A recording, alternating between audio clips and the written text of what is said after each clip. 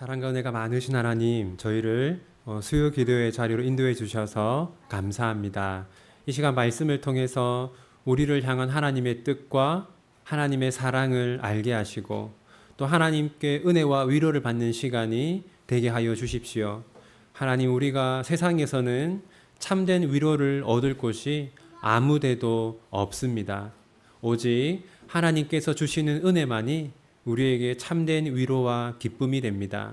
이 시간 하나님이 주시는 그 위로와 그 은혜를 풍성히 누리게 하여 주십시오. 또한 우리가 함께 마음을 모아 기도할 때에 하나님 들으시고 응답하여 주시기를 소원합니다. 하나님, 또 이 시간 이 자리에 우리 예나와 예찬이와 세한이가 함께 했습니다. 하나님, 이들을 이 땅에 보내신 분이 하나님이신 줄 믿습니다. 이 땅에 사는 동안 항상 하나님께서 저들의 몸과 마음을 지켜주시기를 소원합니다. 또한 저들의 몸이 자라듯이 저들의 지혜도 자라게 하시고 저들의 믿음도 자라게 하여 주시기를 소원합니다. 하나님, 비록 많이 어리지만 이 시간 하나님 말씀 들을 수 있는 귀를 열어주시고 하나님 잘 믿는 우리 새 어린이로 자라게 하여 주십시오. 함께하지 못한 성도들 어디에 있든지 가정이든지 직장이든지 사업처든지 하나님 저들과 늘 함께하여 주시고 저들의 가정과 저들의 직장과 사업처를 지켜주십시오. 이 시간 이 자리를 찾아오시고 우리의 예배를 받아주시기를 소원하며 예수님의 이름으로 기도합니다. 아멘. 우리 함께 나눌 말씀은 마가복음 2장입니다. 마가복음 2장 13절부터 22절까지.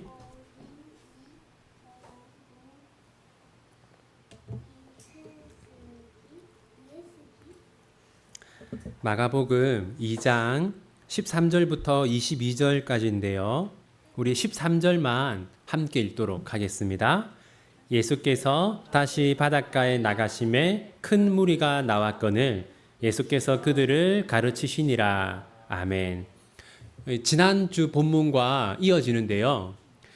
예수님이 지난주에는 어디에 있었습니까? 어느 집에 있었죠.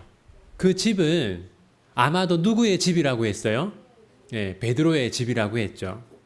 예수님은 주로 갈릴리 지방에서 사역하셨는데 갈릴리 지방은 갈릴리 호수를 중심으로 하고 있고 그 갈릴리 호수에는 대략 몇 개의 도시가 있다고 했어요? 세한이 도시가 몇 개라고 했어? 한 개. 대략 30개의 도시가 있었고 그 중에 제일 큰 도시가 뭐라 그랬어요? 가버나움이라고 했죠. 그리고 그 가버나움에 베드로의 집이 있었어요. 그래서 일반적으로 복음서에서 예수님이 어느 집에 있다라고 하면 그 베드로의 집으로 볼 수 있습니다. 그런데 여러분, 오늘 본문 13절을 보시면 예수님이 오늘은 어디에 있습니까? 바닷가에 있죠. 왜 예수님께서 집에서 가르치다가 갑자기 바닷가로 가서 가르쳤을까요? 13절을 보시면 그 이유가 무엇인 것 같습니까? 큰 무리가 예수님을 찾아왔기 때문이죠.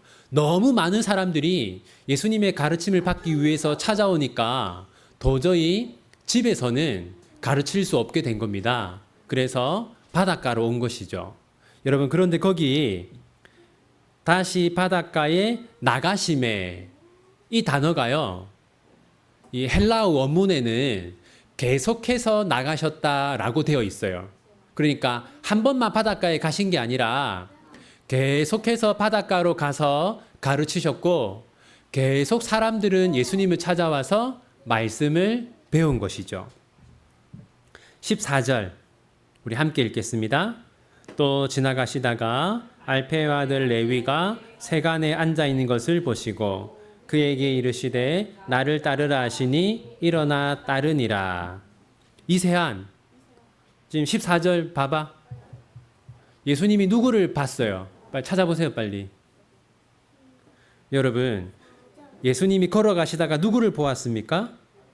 레위를 보았죠, 레위. 여러분, 레위라고 하면 잘 모르실 텐데 이 레위의 다른 이름이 뭐냐면 마태입니다. 마태. 마태복음을 기록한 그 마태입니다.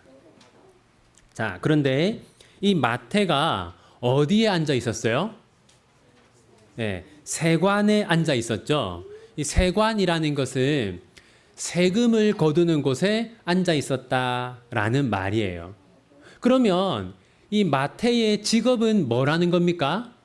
네, 세리요, 세리. 여러분, 우리가 우리는 이제 일제 식민 지배를 받았으니까 일제 앞잡이 그런 말 쓰잖아요, 그죠? 세리는 로마의 앞잡이로 불렸던 사람들이에요. 왜냐하면 유대인들에게 세금을 거두어서 로마 사람들에게 갖다 바치는 일을 했어요.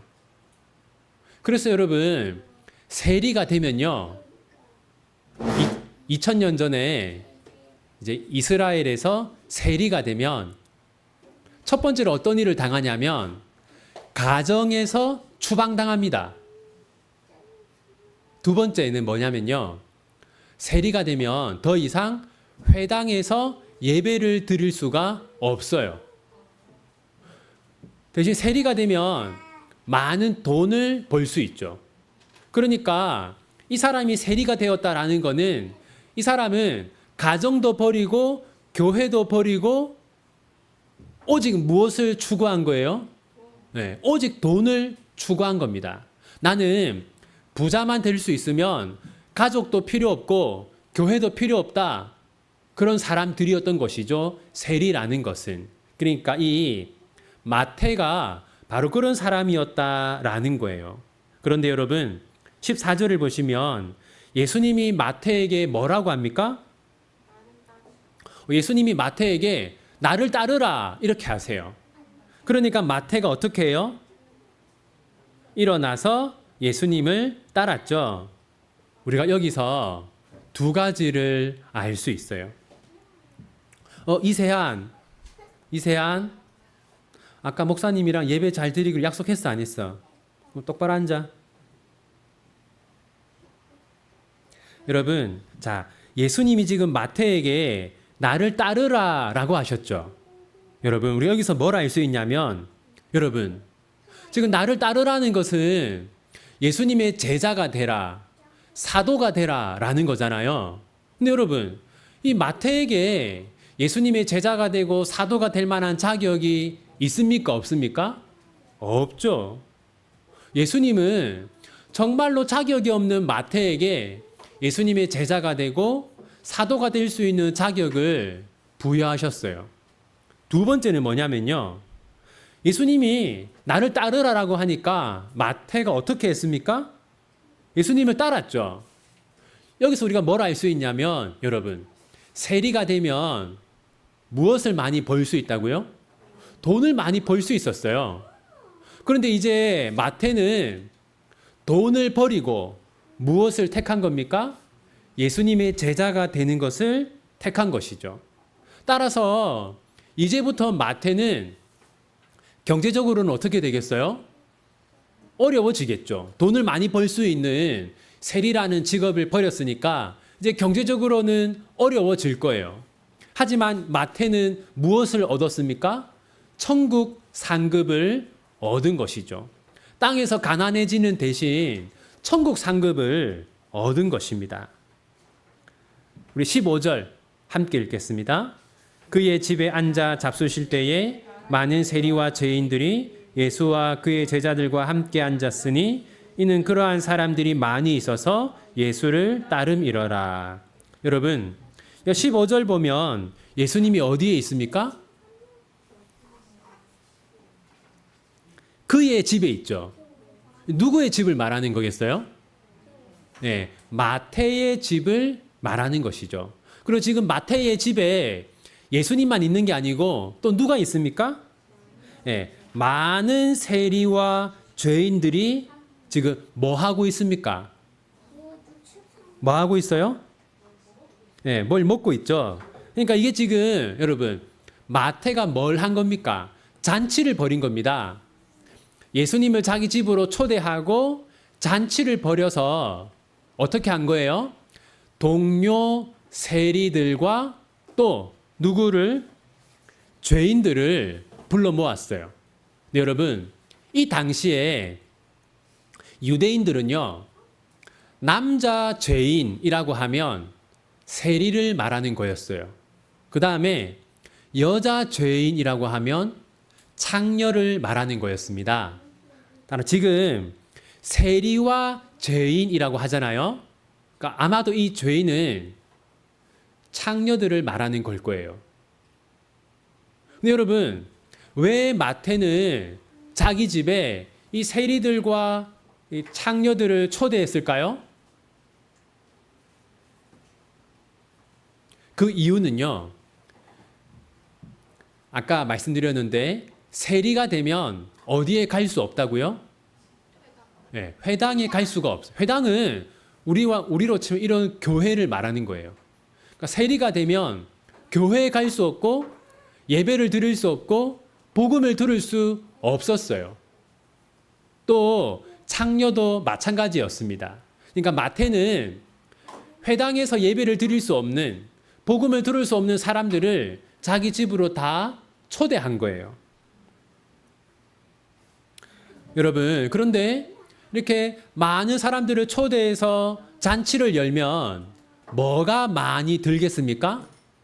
돈이 많이 들겠죠. 그러니까 지금까지 이 마태는 오직 돈을 많이 벌기 위해서 살아온 사람이었는데 예수님을 만난 이후로는 예수님을 위해서 돈을 사용하는 사람으로 바뀌었어요. 아주 큰 변화가 일어난 것이죠. 우리 16절 함께 읽겠습니다. 바리새인의 서기관들이 예수께서 죄인 및 세리들과 함께 잡수시는 것을 보고 그의 제자들에게 이르되 어찌하여 세리 및 죄인들과 함께 먹는가?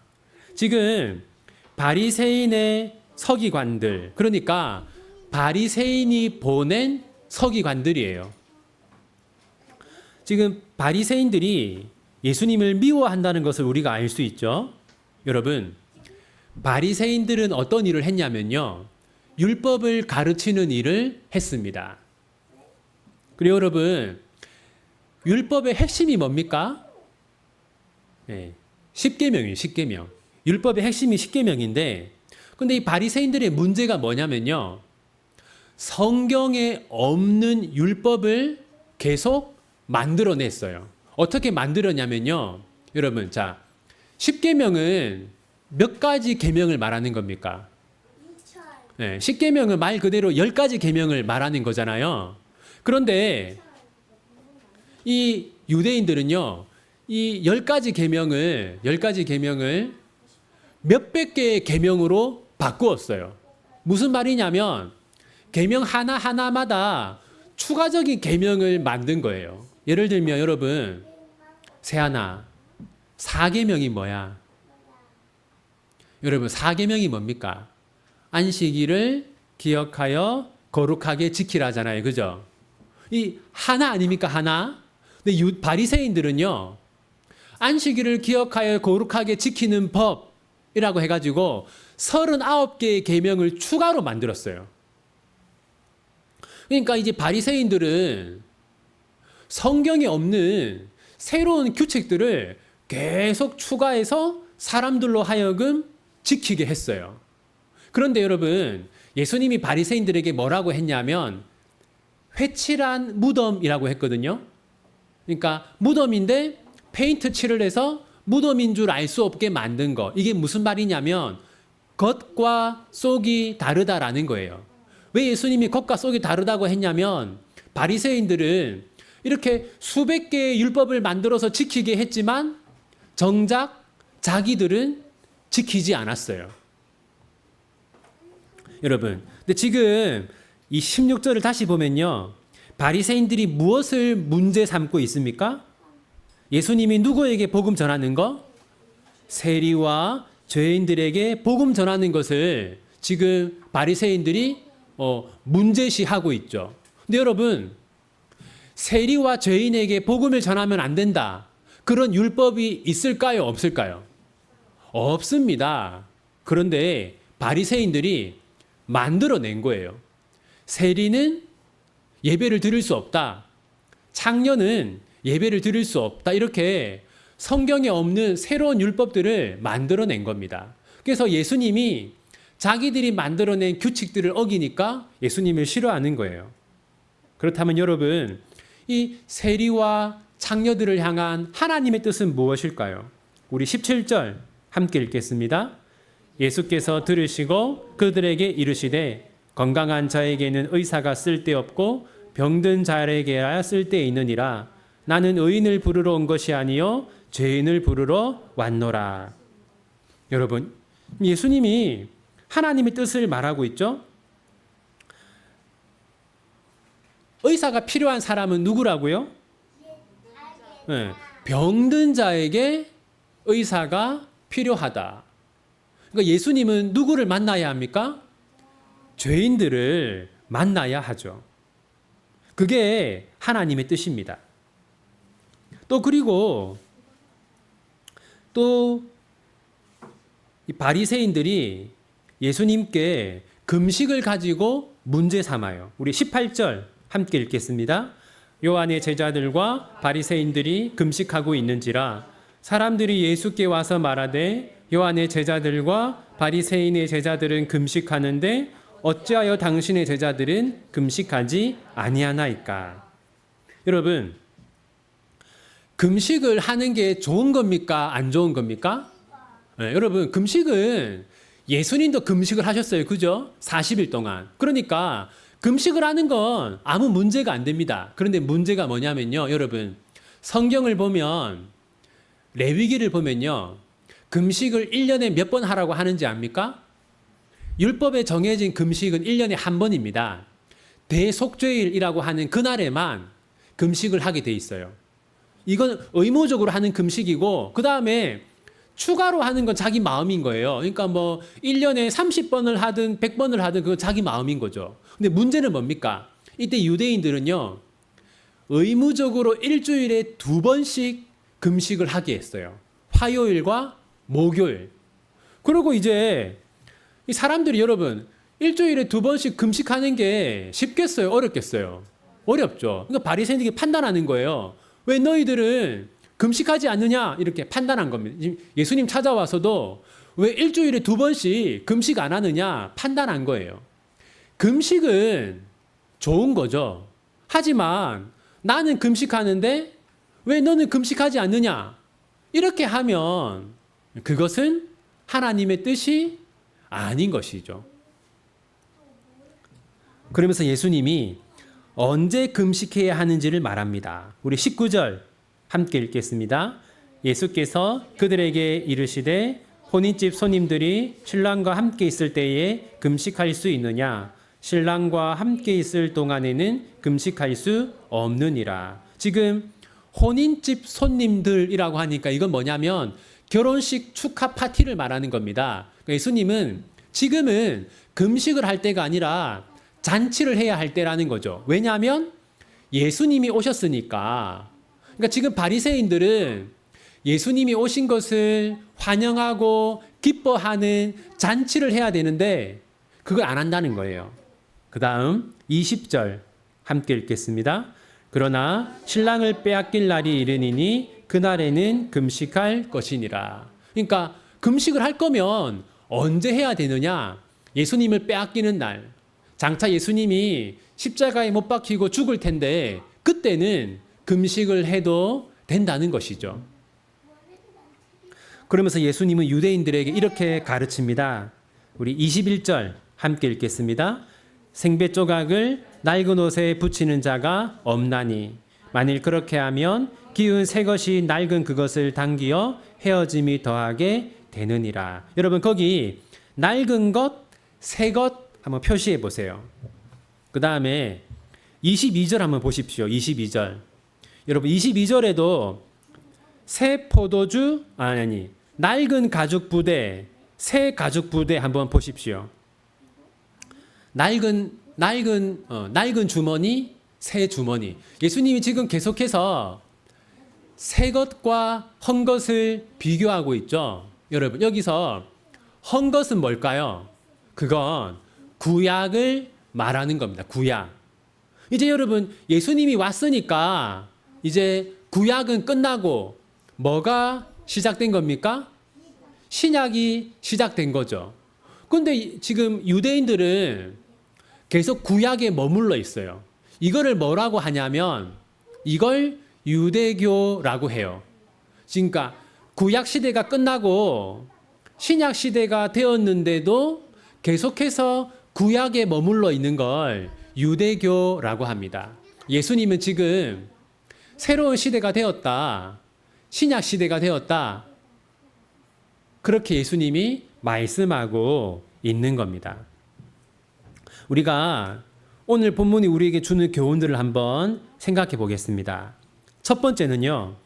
하나님은 어떤 사람도 변화시킬 수 있다라는 겁니다. 여러분, 마태는 어떤 사람이었어요? 마태는 무엇을 가장 사랑하는 사람이었어요? 네, 돈을 가장 사랑하는 사람이었습니다. 돈 때문에 가족도 버리고 교회도 버린 사람이었어요. 그런데 어떻게 되었습니까? 변화되었습니다. 여러분, 하나님이 은혜를 베푸시면 어떤 사람도 변화될 수 있다는 것을 믿으시기 바랍니다.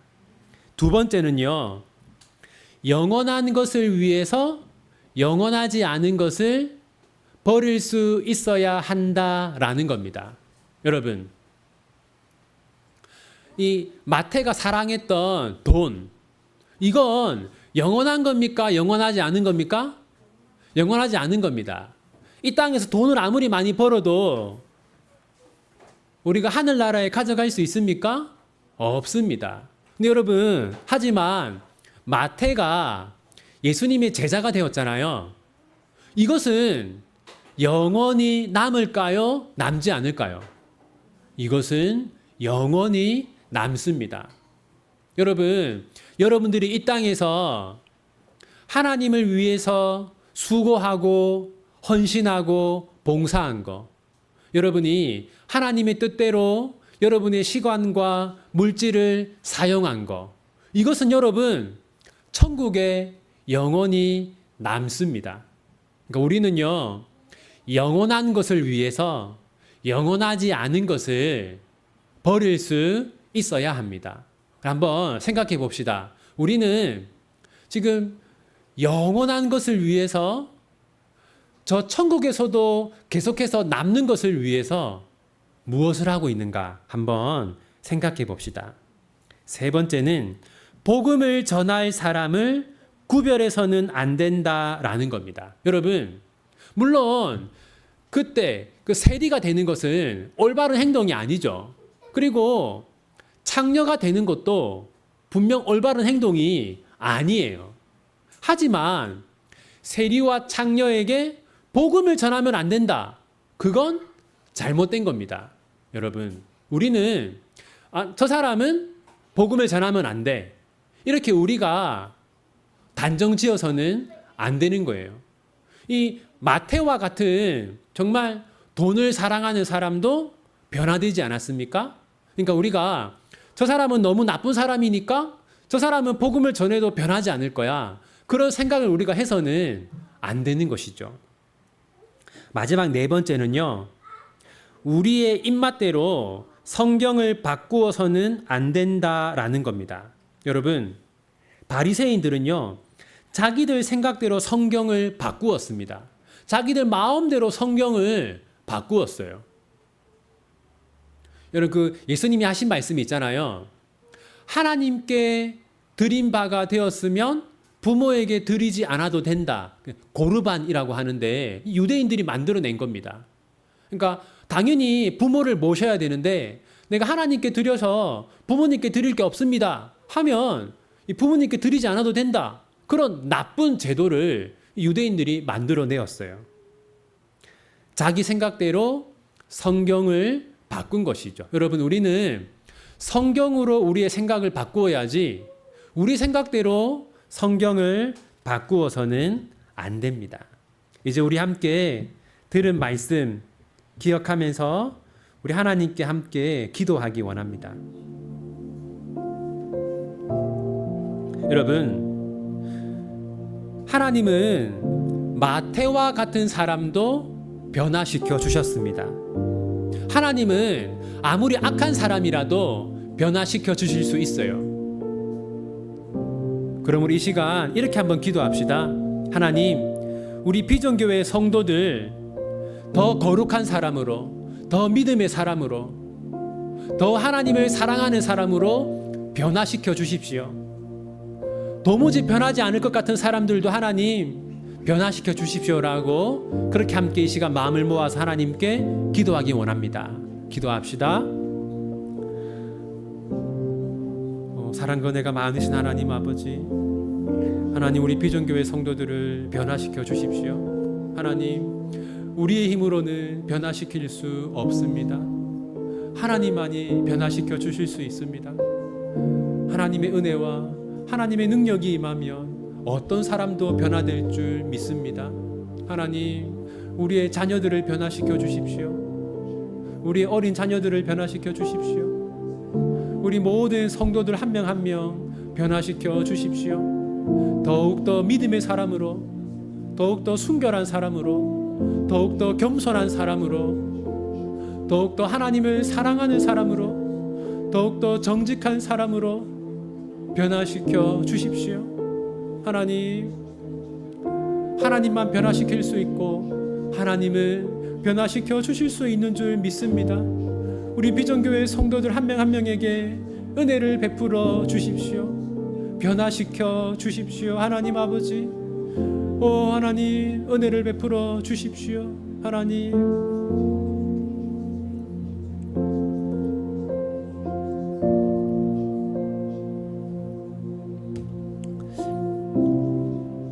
우리 두 번째로는 교회를 위해서 기도하기 원합니다. 10월 22일 전도 주일로 지키려고 합니다. 우리의 가족과 친척과 지인들에게 복음을 전해서 그들을 교회로 인도할 수 있도록 기도합시다. 두 번째로는 우리 예배를 도와줄 수 있는 반주자를 보내달라고 기도합시다. 세 번째로는 교회당 누수 문제를 해결해 달라고, 그렇게 함께 전도주일과 반주자와 누수 문제 해결을 위해서 함께 마음 모아 기도하기 원합니다. 기도합시다. 사랑과 은혜가 많으신 하나님, 10월 22일을 저희가 전도주일로 지키려고 합니다. 하나님, 저희가 저희의 친구들에게, 저희의 가족들에게, 친척들에게, 이웃들에게 복음을 전할 수 있도록 도와주십시오. 하나님, 우리가 용기를 내어 복음을 전할 수 있도록 하나님 도와주시기를 원합니다. 하나님, 우리가 단 한 명의 사람이라도 하나님께 인도할 수 있도록, 교회로 인도할 수 있도록, 하나님 나라로 인도할 수 있도록 하나님 저희들을 사용하여 주십시오. 하나님, 복음을 전하는 것은 쉽지 않은 일이고 많은 용기가 필요한 일이지만 하나님, 저희에게 지혜를 주시고 용기를 주시고 복음을 전할 수 있는 기회를 허락하여